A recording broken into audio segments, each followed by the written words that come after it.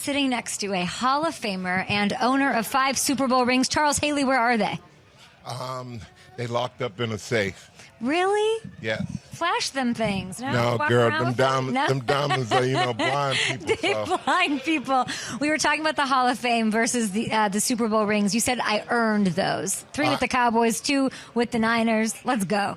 Yeah, well, the reality is that 11 guys got together and we played and we earned those. We beat the other team to get it. The Hall of Fame is, it's 60, 70 media guys get together and say, oh, well, he should go in. So you don't earn that. They give you that. So a guy like Torrey Holt walking around here, he still wants to get in. Is it sort of what's your message to him? Hey, it took me to that last round before I became a senior to get in. And if you look at my body of work, I should have got in earlier. But when you get in, you're in. And I don't worry about how long I was out. I just concentrate on me being in. And Torrey just got to understand that at some point, people are going to value what you did on the field, and then you'll be able to get in. If there was a Hall of Fame for ex-NFL players golfing, would Charles Haley be in it? No. No. What's going to happen behind me today at Detroit Golf Club? My first experience with golf was I was playing at Spyglass and with Eddie DeBarlo and Jerry Rice, Ronnie Lott, Joe. So we're playing. Right, but I never played golf before, so by the first hole I done dug a ditch and all the balls gone, and so I started drinking, and so I Did you dent any golf clubs? I bet you could. No, but what I did that was crazy was that I didn't know is that I drove the cart up on the green. Okay. And so I should have known That's something a no-no? was going. Yeah, but the owners and everybody was just laughing. Well, who's going to say Charles Haley? No, I'd be scared as hell. Hey, absolutely not. Hey, so when I went to the second one, the grounds person was running. He was on a tractor just yelling and something. I didn't know what was going on, but I was up on the green on the next one. So the third one was a par 3. Okay, I want to be on your team today. You're drinking and giving up. I love this. Charles and Kay, let's go. So I said, you know what? If this guy comes at me again, I said, I'm going to go get him. So as soon as now he's off the tractor running, yelling. And so then I take off to go get him, and I got tackled by Jerry and Ronnie and them. And then they say... Jerry Rice tackled you? Oh, yeah. Hey. Jerry Rice is sassy on the golf courses. We all saw this. Well, he had to. They knew I was going to do something dumb, so they tackled me. And then they tell me you can't drive on the green, and I said all this shit is green, and then they had to explain. All this shit is green is a gray. Yeah, well, it is. I didn't know. Hell. How do you know Calvin? I met Calvin at the Hall of Fame. And we got to talking, and we had the same goal when it comes down to education, especially in the minority community, because education is mobility. Mm-hmm. Education is power for minorities in poor areas because they get a chance to vote. So I do a nonprofit that does education for elementary kids and in the ELF schools, and we try to transfer those schools into miniature private schools. So it's amazing. His love for education and my love for education. We met, and then we hung out at the thing. We fell in love with each other, man. What's not to love about Calvin Johnson? And it is beautiful. His foundation, backpacks, scholarships, really helping education happen in those communities. Yeah, hey, he's about winning. He's the best. He's a winning attitude, and he doesn't understand what failure is, and that's what's impressed me the most. Yeah. And the other thing that I love about him is that he walked away from the game because of his health, and I had to walk because of my health. But while we were there, we were men playing with boys. Oh, I love that line. And you were. Well, we had fun at it, you know. You had fun. You're smiling. You seem like a very positive guy. But not a lot of positivity around the Cowboys. Hey. The off-season free agency draft period. Are you going to be this beacon of positivity for this team right now for me? I'm not going to be nothing. No, Charles. I don't.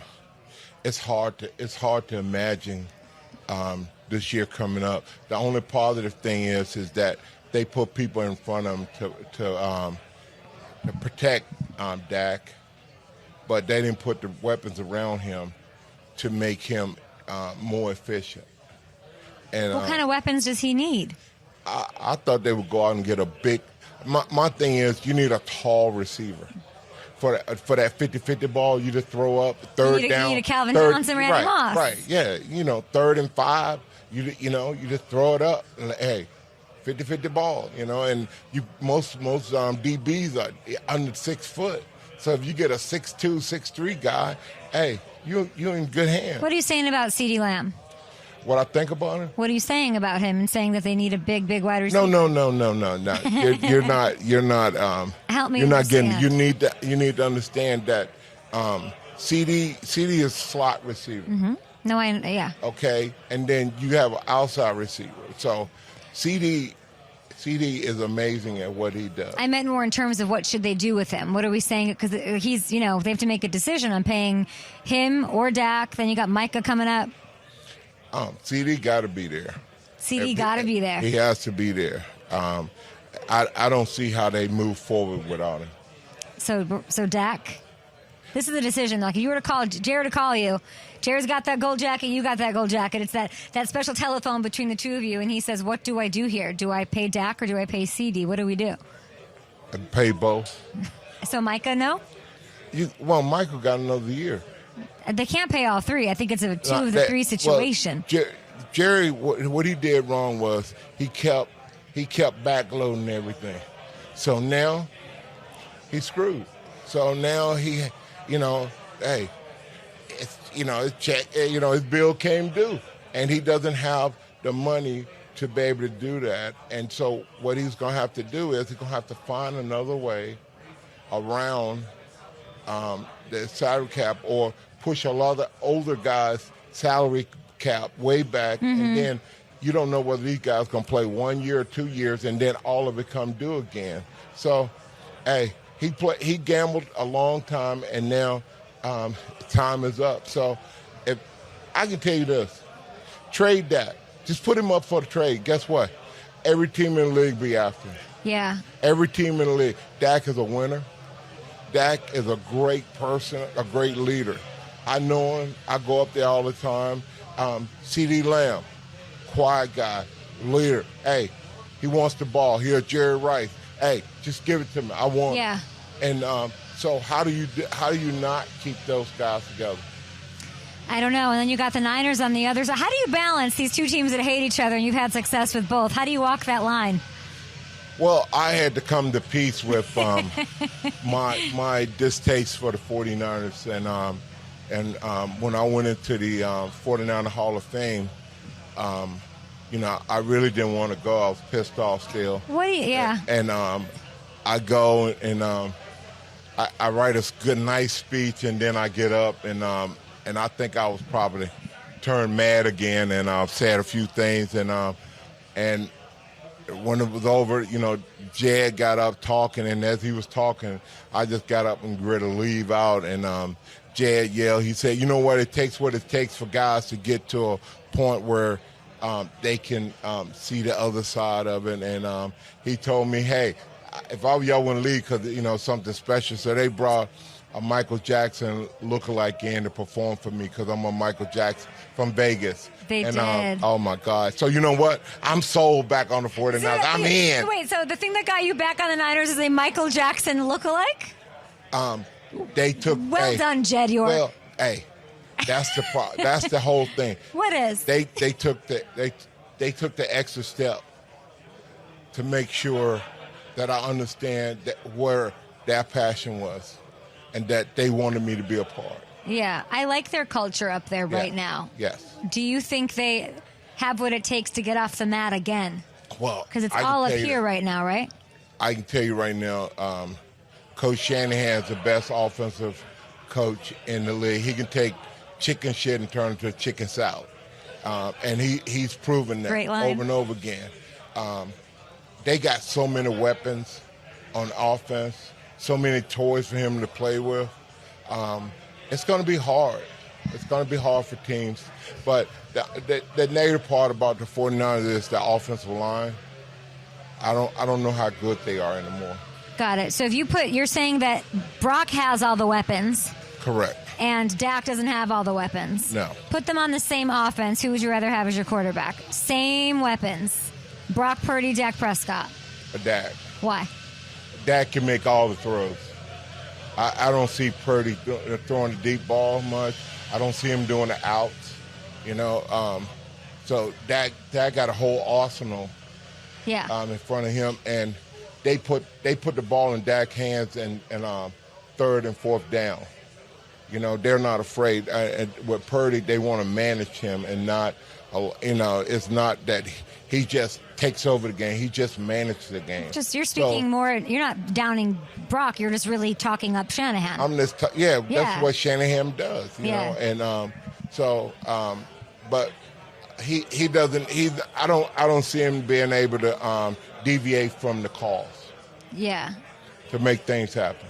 Interesting. Love to hear that. Did you see Dak Prescott dancing at his wedding the other day? You didn't see this? He got married? No, he was at somebody else's wedding dancing. You didn't see it? Nah. Okay, I wanted to show it to you. I don't think do you have it? The dancing. I need to get your thoughts on it. Before we get to that, I just like talking to you because there's so much history. You see the game a different way. Let's just clown on this the way the NFL is right now. What do you hate about it? The way the NFL's evolved. What would you like to change back to the way it was? I think the game is made for the millennials where all they want to do is see scoring, big plays. It's not about the physicality. Don't you hate that? Anymore. You know what? I'm an angry black man. Hey, I line up, I go to whoop ass, okay? And and I like to chess match. I like playing. I like to understand what the offense is trying to do, and I go and attack it. And I'm one of the guys that, I sat with my defensive lineman and one heartbeat. I got 4 men on that line with me, 3 men on that line with me. We got one heartbeat. Ooh. Hey, and we're one. And now there's no such thing as that. They're just individuals. Oh, I'm great. He got a sack. Let me get one. And so the chemistry of team is not alive anymore when it comes to this day's players. There's obviously the X's and O's and all of that, but I love hearing you talk about that the intangibles. Like when the Cowboys fell to the Packers, I remember you saying that it's about the mentality. It's sort of about the self-assuredness that they had for no reason. It's all about up here, not how strong you are or how good of a player you are. Correct. As I tell guys, I never lifted weights. I said, but I became a student of the game. I knew when you had to go to the bathroom, so I studied you so much that I knew that, and the more, the smarter you are, the more knowledgeable you are, the more power you have, and the better conditioned athlete wins all the time. You have 5 rings. Joe Tooney could beat you if the Chiefs win again. He could match you. Does that bother you? No, it don't bother me. Hey, you know what? Records are made to be broken, okay? And that's reality. When Tom Brady broke my record, hey, I was happy. Did you hear from him when you did that? When he did that? Oh no, I don't need to hear from Tom Brady. Hey, you let him be great. You let him be great. You're great. You're a made man. Yeah, you were good. Yeah, hey, he did his thing, I did mine, and if I pass ever meet, maybe we'll say good job. Maybe we won't. Last one for you. Who do you really like in this NFL right now? Who's one player that really sticks out to you? Well, let me tell you, that white guy in Buffalo that's a quarterback, Jay, he is my dog, man. That white guy, hey, bro. That white guy who oh, was 17 Jesus Christ. Oh, my God. We got a JC out of Charles Haley. Jesus Christ. Wow, I can't believe you picked an offensive. Charles. Hey, you watch that, brother? Oh, I forgot he's white. Hey, you watch that brother, dog. He go down there. Hey, man. Do you consider him a brother? Because tell me. See what Josh does to these guys? What does he do to these guys? He runs over and get up like this on him. Woo! But I would have tapped him on the shoulder if I was playing. Say, hey, you ain't gonna ever do that one. Not today. Not today. No. Charles, you are a joy. You are a delight to talk to.